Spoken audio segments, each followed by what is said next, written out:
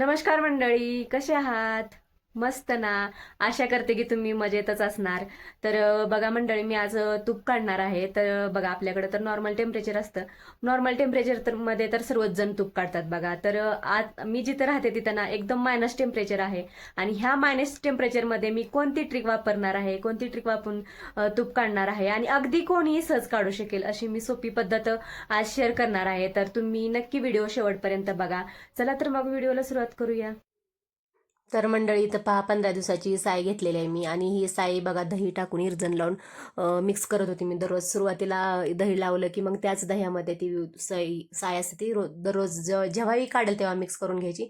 आणि मी ही मिक्सरच्या भांड्यात घेत आहे, कारण मिक्सरमध्ये बघा पटकन होतं. आणि ज्या महिलांना बघा वेळ नाही त्या महिला अशा पद्धतीने बघा लोणी काढून घेऊ शकते त्या मिक्सर भांड्यात. मिक्सरच्या भांड्यात असं एकदा दोनदा मिक्सरला फिरवलं की लगेच निघते बघा याचं लोणी, लगेच निघतं. आणि थंड पाणी टाकायचं, अगोदर थोडंसं फिरवायचं पाणी न घालता. आणि पाणी न घालता फिरवल्यानंतर पल्स मोडो 1-2 वेळा फिरवायचं. आणि मग नंतर थंड पाणी घालायचं. नंतर थंड पाणी फिरवून थंड पाणी घातलं की मग लगेच लोण्याचा गोळा तयार होतो बघा. आणि हे बघा, ज्या वर्किंग महिला आहेत ना त्यांच्यासाठी तर ही जी पद्धत आहे एकदम पटकन करू शकतात बघा. ह्या मिक्सरला फिरवलं आणि लगेच लोणी निघतं बघा ह्या पद्धतीनं. तर हे बघा, मी पाणी घालून मग फिरवत आहे. थंड पाणी घातलं, एकदम थंड चिल्ड पाणी आहे हे. आणि आता इथं बर्फ वगैरे टाकायची गरज नाही. थंडी मायनस टेम्परेचर ऑलरेडीच आहे त्यामुळे बर्फ टाकायची गरज नाही. मी नॉर्मलच थंड पाणी घातलं. थंडच पाणी एकदम जास्त थंड असतं इकडं. तर बघा, इथं मी मिक्सर फिरवून असं घेतलेलं आहे आणि लोण्याचा गोळा काढून घेत आहे. आणि व्यवस्थित काढून घेतला असा लोण्याचा गोळा. पहिल्यांदा चमचने फिरवून घेतलं त्याच्यातलं, तर असा काढून घेतला. आणि भांड्याला जे लागले तेही काढून घेतलं बघा व्यवस्थित. आणि हे आपलं देशी प्युअर घरचं तूप बनणार आहे बघा. आणि छान. आणि आजकाल देशी तूप भेटणं बी मुश्किल आहे बघा. न घरचं असं पारंपरिक तूप आपण स्वतः दूध तर आणतच असतो, तर दुधाचं साय ठेवून असं कधी बनवत असते मी पण. तर बघा, हे त्याच पद्धतीने मी दुसरंही काढून घेत आहे. दुसऱ्या पद्धतीनं 2-3 वेळा मी असं करून घेतलंय बघा काढून लोणी. पहिल्यांदा मी चमच्यानं हलवून घेतलं, पण आता नंतर हाताने मिक्स करत आहे. जे मिक्सरच्या भांड्यात पात्यांना जे पंख्याला लागलेलं असतं तेही असं बोटाने फिरवल्यावर निघलं जातं बघा. व्यवस्थित काढून घेतलं बघा हे अशा पद्धतीनं. आणि त्याचं जे ताक दिसतंय तेही वतून घेतलंय मी इकडं डब्यात. त्या ताकाचा आपण कढी म्हणा, छास असं काही करून पिऊ शकतो. तेही उपयोगात येतं आपल्याला. आणि त्याच्यातनं लोणीही थोडंच तुकडे असलं तरी त्याच्यात जाऊ नये म्हणून असा हात आडवा लावून घेतले पहा मी.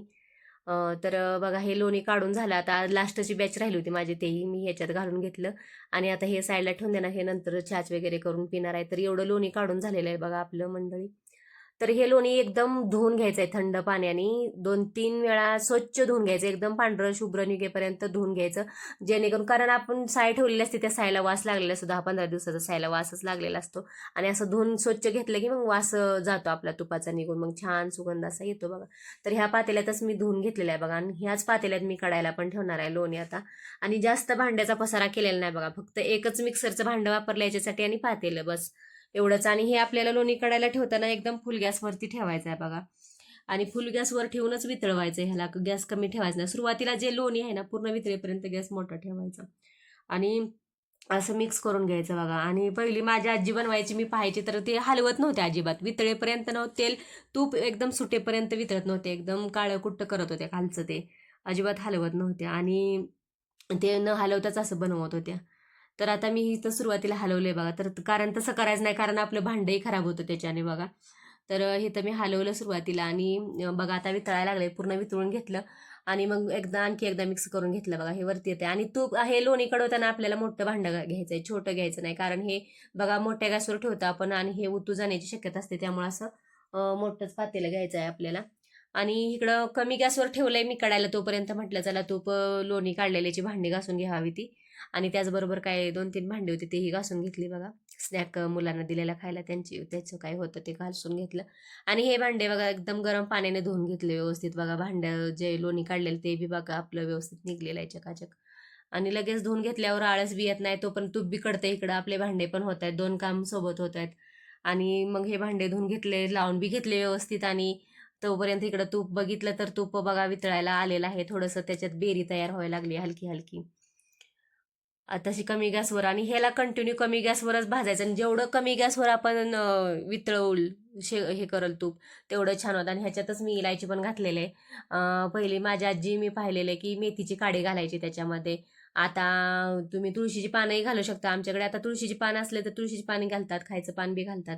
तर बघा अशी बेरीचा असा कलर झाला की बघा आपलं तूप तयार आहे. जास्त कच्चही ठेवायचं नाही आणि जास्त पुढे जाऊ द्यायचं नाही. आणि तेवढा कलर झाला की बंद केल्यानंतर बघा नंतर पण त्याचा ब्राऊन जास्त कलर झालाय. मग अशा वेळेस मी कोमट झालं एकदम कोमट म्हणजे गुणगुण झाल्यानंतर बघा गाळायला घेतलेला आहे. आणि असं गळायला घेतल्यावर नंतरच मग हे लगेच झाकण लावून ठेवायचं. मग आपलं तूप कसं दाणेदार बनतं. आणि आपण मेन म्हणजे साय जी लावली होती त्याला विरजण लावलं होतं, आपण दही टाकलं होतं त्याच्यात, खाली साय नव्हती ठेवली. विरजण लावल्यामुळे हे आपलं तूप दाणेदार बनतं. तर मंडळी आजचा व्हिडिओ कसा वाटला तुम्हाला? थँक्यू.